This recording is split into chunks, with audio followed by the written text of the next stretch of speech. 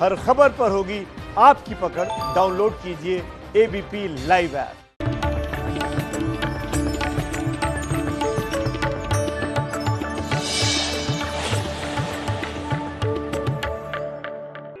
प्राणायाम करने से हानि 1% भी नहीं, लाभ 100%।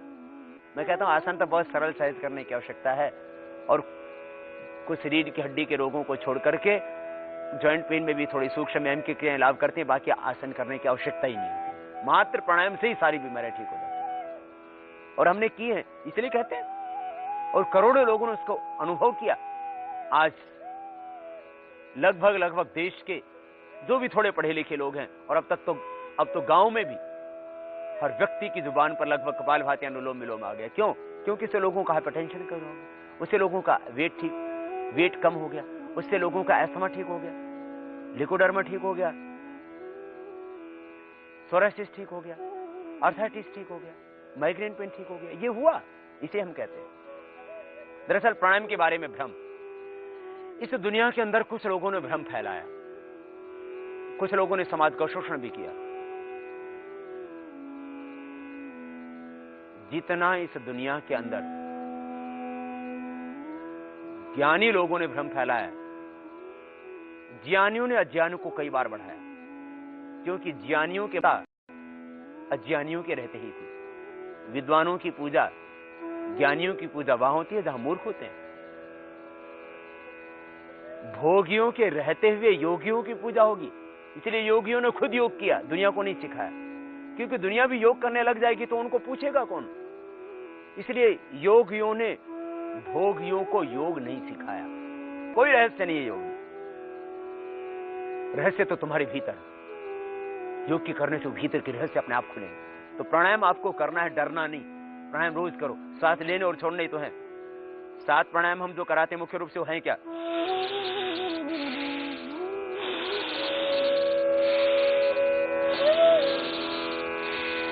ये भस्त्रिका, ये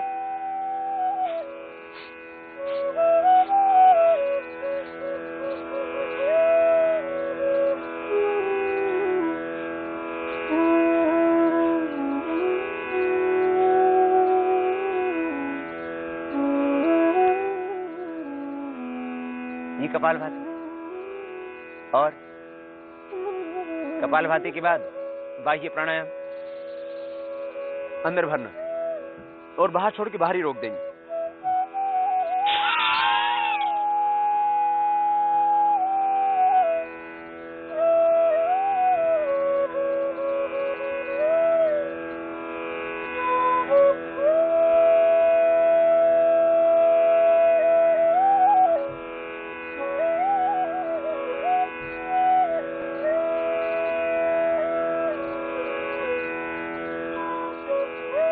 फिर अनुलोम विलोम प्राणायाम,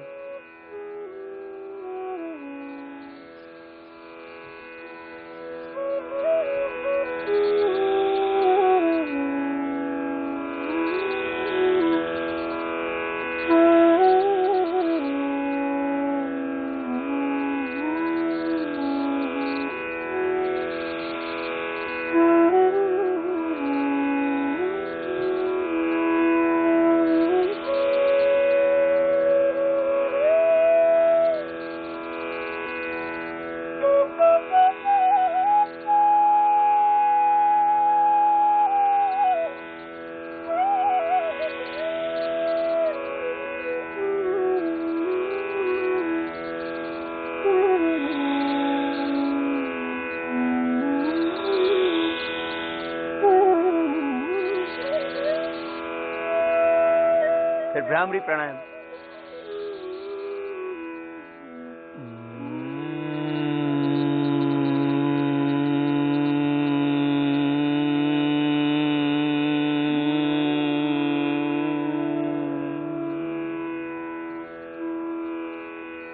और भ्रामरी के बाद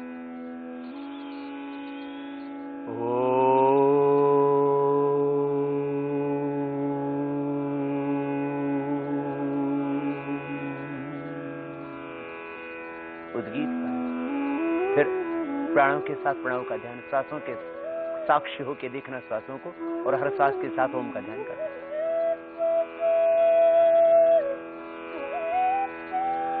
और उसका हाथ आपस में रगड़ते जाके। अब इतना प्राणायाम के करने से किसी को क्या हानि हो सकती है? 7 प्राणायाम करने से, 7 प्राणायाम के करने से आपकी सारी व्याधि मिट जाती। बस थोड़ा आहार पर नियंत्रण करना पड़ेगा, मन में थोड़ी सी श्रद्धा।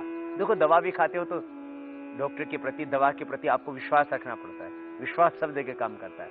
और आदमी को समस्या तो सब नकारात्मक सोच से है, तनाव से है, स्ट्रेस से है, अविश्वास से है, भय से है।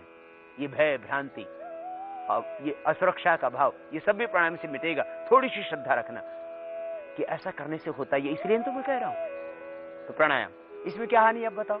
आपको मैंने जो प्राणायाम बताया, पहले अक्सर जो प्राणायाम करवाते थे उसमें क्या करवाते थे, वो भी हमने बताया। ये प्राणायाम भी, कि अभ्यंतर प्राणायाम आप कर सकते हैं, और उसके साथ में हमने कुछ योगाभ्यास भी बताए, लेकिन वो ज्यादा देर हम नहीं कराते। और ज्यादा देर ये प्राणायाम ऐसे रोक के रखा किसी ने,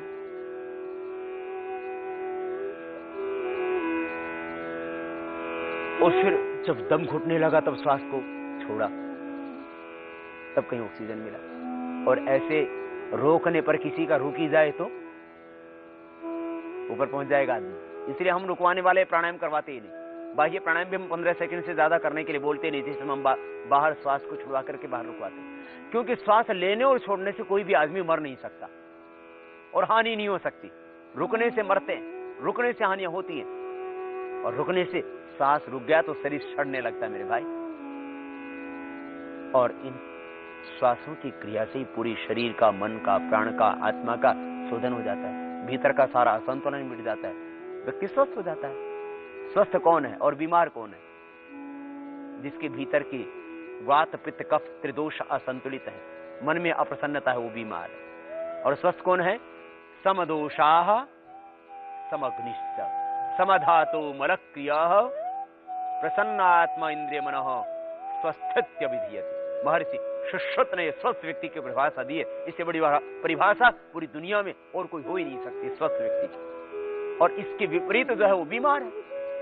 प्राणायाम से दोष सम हो जाते हैं, अग्नि सम हो जाते हैं, धातुओं का विकास सम हो जाता है, मल के विसर्जन की क्रियाएं सम हो जाती है। प्रसन्न आत्मा इंद्रिय मन में, आत्मा में प्रसन्नता आ जाती है, व्यक्ति पूर्ण स्वस्थ हो जाता है। ये आधार है प्राणायाम के द्वारा स्वस्थ बनाने का। बॉडी के ऑर्गन ठीक से काम करने लग जाते हैं। इंडोक्राइन सिस्टम जो इरेगुलर था रेगुलर हो जाता है। हार्मोन्स जो इम्बैलेंस है वो बैलेंस हो जाते हैं।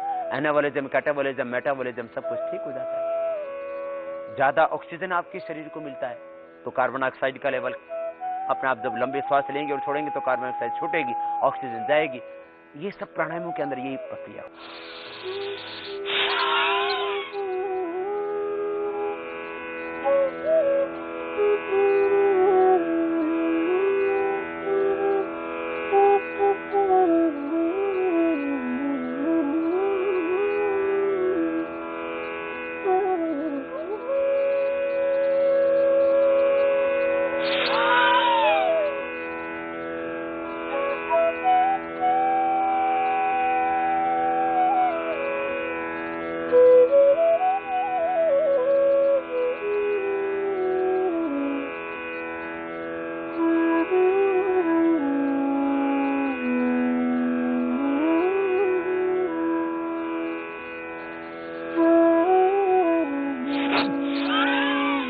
श्वास को बाहर छोड़ो, बाहर रोक दिया।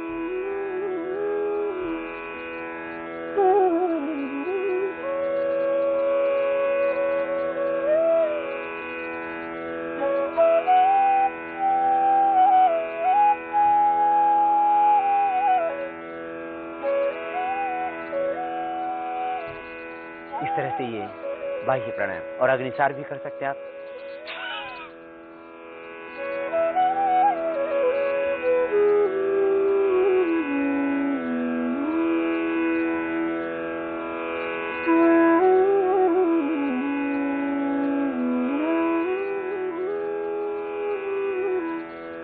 इसके बाद पहले भस्त्रिका 5 मिनट, 15-20 मिनट कपालभाति, ये 3 से 5 बार, फिर अनुलोम विलोम 15 मिनट करना, ये लंबा।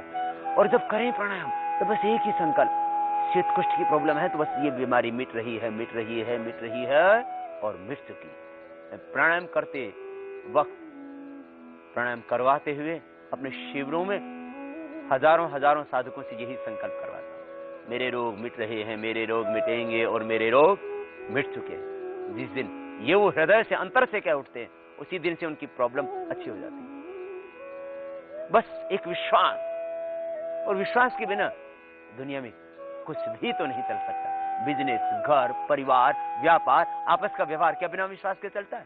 तो प्राणायाम में विश्वास करना ये बहुत जरूरी है। बस विश्वास से करो, श्रद्धा से करो और देखो तुम्हारी प्रॉब्लम मिट जाएगी। अनुलोम विलोम पूरा लंबा लेना, लंबा छोड़ना, देखो सहज होकर के ऐसे करना।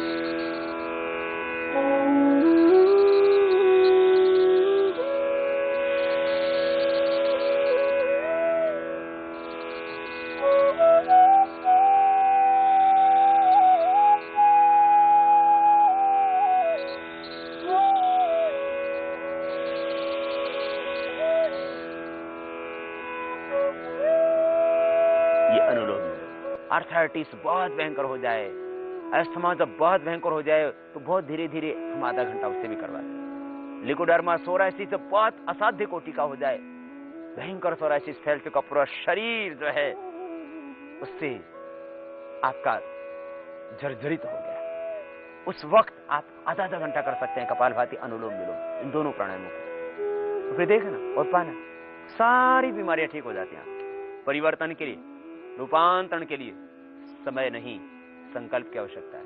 कितने समय में आपको लाभ होगा यह महत्वपूर्ण नहीं, कितना आपका संकल्प गहरा यह महत्वपूर्ण है। जितना आपका संकल्प गहरा होगा, मैं नहीं कह रहा, महर्षि पतंजलि कह रहे हैं, ईश्वर प्रणिधानाद्वा तीव्र संवेगामा नाम आसन्न। तीव्र संवेग, जितनी ज्यादा जिज्ञासा, उत्कंठा, अभिप्सा गहरी होगी, उतना ही आपको लाभ शीघ्र हो जाएगा।